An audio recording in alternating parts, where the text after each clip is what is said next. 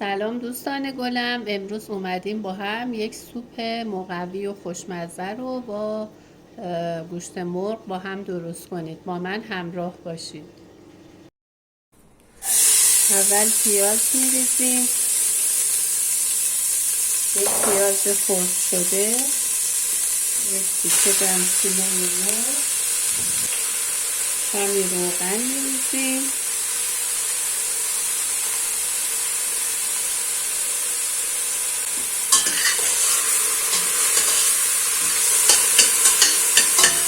تفتش میدیم، مرغ رو کاملا تفت میدیم. زمانی که مرغ تفت خورد بهش زردچوبه اضافه میکنیم،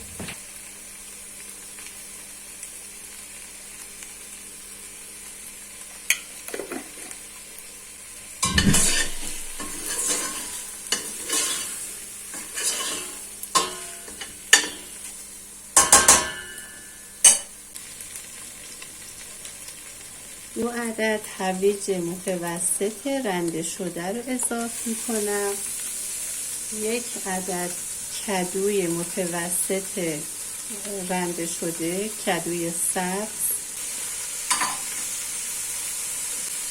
آب جوش رو اضافه میکنیم،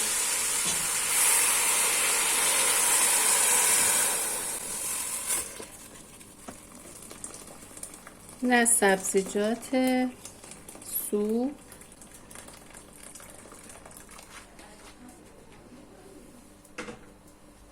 میگذاریم که سوپ قشنگ بپزه و کاملا مرغش و سبزیجاتش پخته بشه.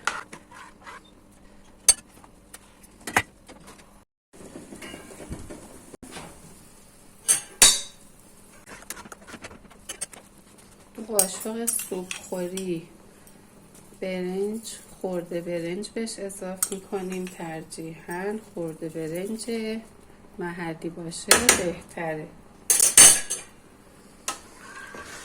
برای لعاب و ردیس شدنش خوبه.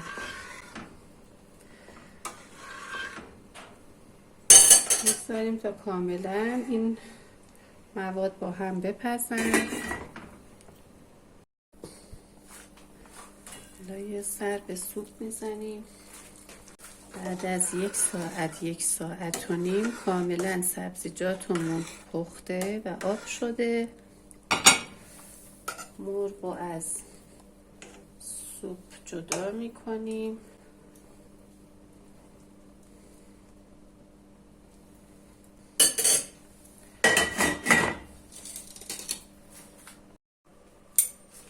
مرغ رو ریش ریش میکنیم.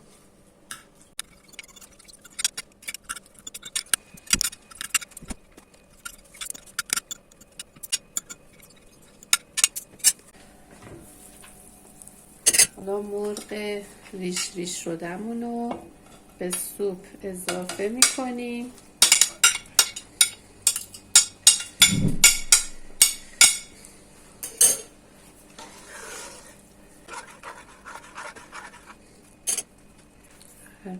میگذاریم. حالا برای رنگ سوپمون هم یک مقداری روغن میریزیم در یک تابه کوچک. دو قاشق سوپ خوری رب گوجه میزنیم که کاملا تفت بخوره. دو قاشق سوپ خوری رب گوجه فرنگی میگذاریم کاملا تفت بخوره، بوی خامیش گرفته بشه. بعد به سوپمون اضافه میکنیم.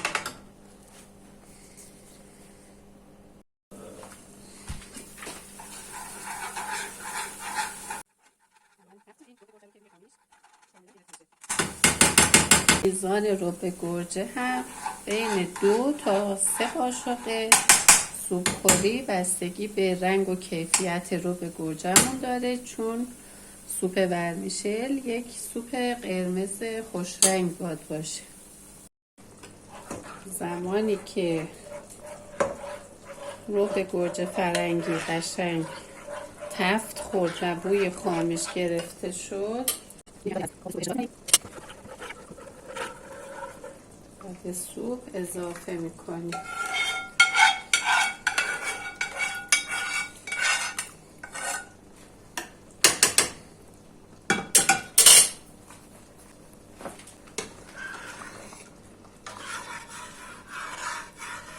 و میگذاریم که کاملا خوش رنگ بشه و رنگ بگیره.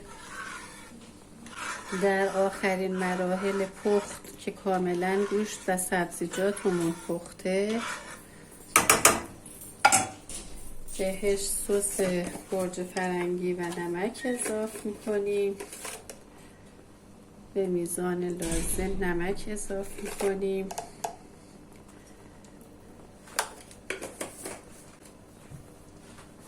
میگذاریم که کاملا رنگش مشخص بشه. در این مرحله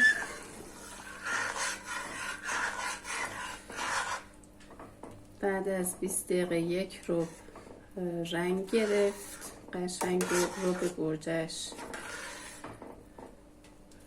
خوش رنگ شد.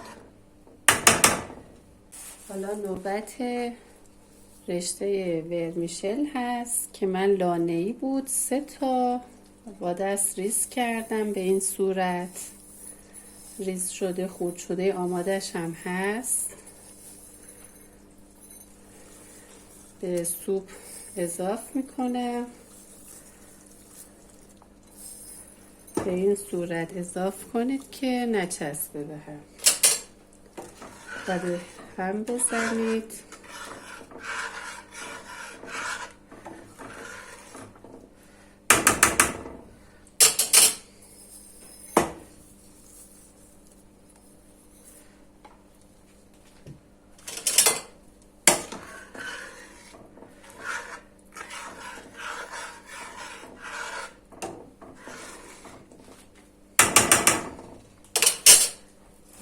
رو میگذاریم که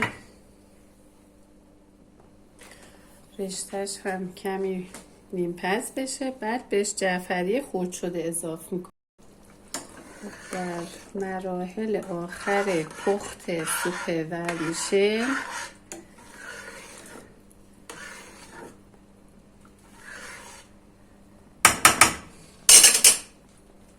چند تا قاشق جعفری خرد شده هم اضافه میکنیم. 2 3 من 4 قاشق اضافه کردم به خاطر عطر و طعمش و ویتامینی که داره، ولی خب بیشتر اضافه نمی کنم که رنگ خوش رنگ سوپمون به سبز متمایل نشه.